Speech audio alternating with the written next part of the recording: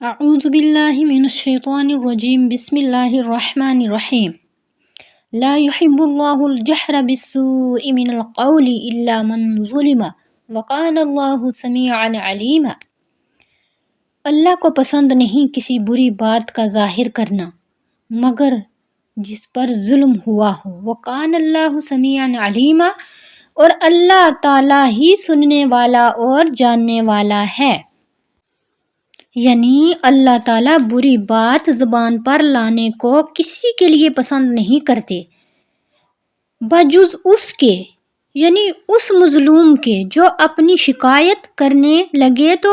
کوئی بھی گناہ نہیں ہے اس کے اوپر۔ اگر کسی کے اوپر ظلم ہوا ہو تو وہ اپنی شکایت کر سکتا ہے، اس کے اوپر کوئی ظلم نہیں ہے، لیکن اوروں کو یہ پسند نہیں کرتے کہ بلا وجہ کوئی اٹھ کے بری بات اپنی زبان سے نکالے۔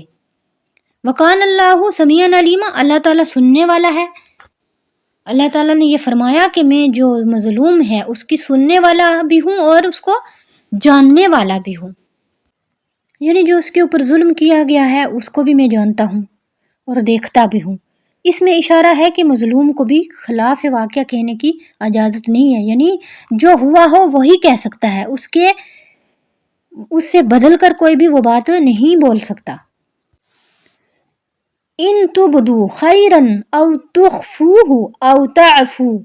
عن سوء فإن اللہ کان عفوا قدیرا۔ آگے اللہ نے فرمایا اگر تم کھل کر کرو کوئی بھلائی یا اس کو چھپاؤ یا معاف کرو برائی کو تو اللہ بھی معاف کرنے والا اور قدرت رکھنے والا ہے۔ یعنی اگر تم کسی کی برائی کو معاف کر دو گے تو کل قیامت کے دن اللہ تمہیں بھی معاف کر دے گا، دنیا میں بھی معاف کر دے گا، آخرت میں بھی تمہیں معاف کر دے گا اللہ تعالیٰ۔ اگر تم کسی کی برائی کو کھلم کھلا معاف کرو گے یا چھپا کر ہی معاف کر دو گے تو اللہ تعالیٰ تمہیں بھی اسی طرح، تمہیں امید ہے کہ اللہ تعالیٰ تمہیں بھی اسی طرح معاف کر دیں گے۔ ان الذین یکفرون باللہ ورسلہ ویریدون ان یفرقوا بین اللہ ورسلہ ویقولون نؤمن ببعض ونکفر ببعض۔ آگے فرمایا کہ جو لوگ منکر ہیں، جو انکار کرتے ہیں اللہ سے اور اس کے رسولوں سے، اللہ کا بھی انکار کرتے ہیں، اس کے رسولوں کا بھی کرتے ہیں، ویریدون، اور وہ چاہتے ہیں کہ یہ فرق نکالے اللہ میں اور اس کے رسولوں میں، اور کہتے ہیں ہم مانتے ہیں بعض کو اور بعض کو نہیں مانتے۔ وَيُرِيدُونَ أَن يَتَّخِذُوا بَيْنَ ذَلِكَ سَبِيلًا، اور چاہتے ہیں کہ نکالیں اس کے بیچ میں ایک راہ، یعنی اس کے درمیان کا راستہ تلاش کر رہے ہیں۔ یعنی رسولوں کا انکار کرنا، اس سے یہ مراد ہے کہ اس کے رسولوں کے ساتھ، یعنی بعض کے ساتھ تو کھلم کھلا کفر کرتے تھے، انکار کرتے تھے ان کا، کیونکہ حضرت عیسیٰ علیہ السلام اور حضور صلی اللہ علیہ وسلم کی نبوت کے منکر تھے، اور یوں چاہتے تھے کہ اللہ اور اس کے رسولوں کے درمیان فرق رکھیں، تفرقہ بازی کریں،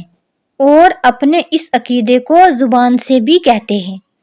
کہ ہم پیغمبروں میں سے بعض پر تو ایمان لاتے ہیں اور بعض کے منکر ہیں، بعض کا انکار کرتے تھے۔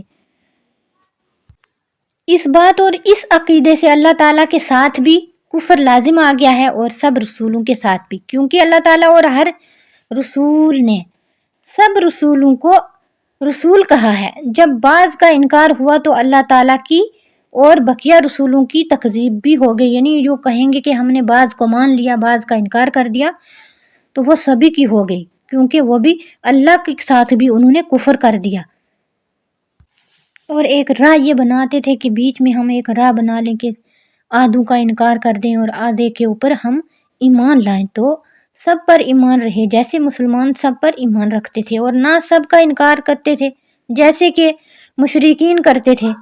ایسے لوگ یقیناً کافر ہیں۔ اللہ تعالیٰ نے فرما دیا کہ ایسے لوگ بالکل کافر ہیں، یقین ہے کہ وہ کافر ہیں، وہ کبھی مسلمان نہیں ہو سکتے، کیونکہ کفر بالبعض بھی کفر ہے، یعنی اگر بعض کے اوپر وہ انکار کریں گے تو بعض پر ایمان لائیں گے تو یہ بھی کفر ہے۔ وَأَعْتَدْنَا لِلْكَافِرِينَ عَذَابًا مُهِينًا، اور اللہ تعالیٰ نے فرمایا کہ ہم نے تیار کر کے رکھا ہے کافروں کے لیے ذلت کا عذاب۔ والذین آمنوا باللہ ورسولہ ولم یفرقوا بین احد منہم، اور جو لوگ ایمان لائے اللہ پر اور اس کے رسولوں پر اور نہ جدا کیا ان میں سے کسی کو، یعنی ان کے درمیان کوئی تفرقہ بازی نہیں انہوں نے کی، یہی وہ لوگ ہیں ان قریب ہم ان کو ثواب دیں گے، ہم ان کو اجر دیں گے بڑا۔ اللہ نے فرما دیا کہ ایسے لوگوں کو ہم بڑا اجر دینے والے ہیں۔ وَقَانَ اللَّهُ غَفُورًا رَحِيمًا، اور اللہ تعالیٰ بخشنے والا اور مہربان ہے، اور اللہ تعالیٰ بخشش بھی کرے گا اور مہربانیاں بھی ان کے اوپر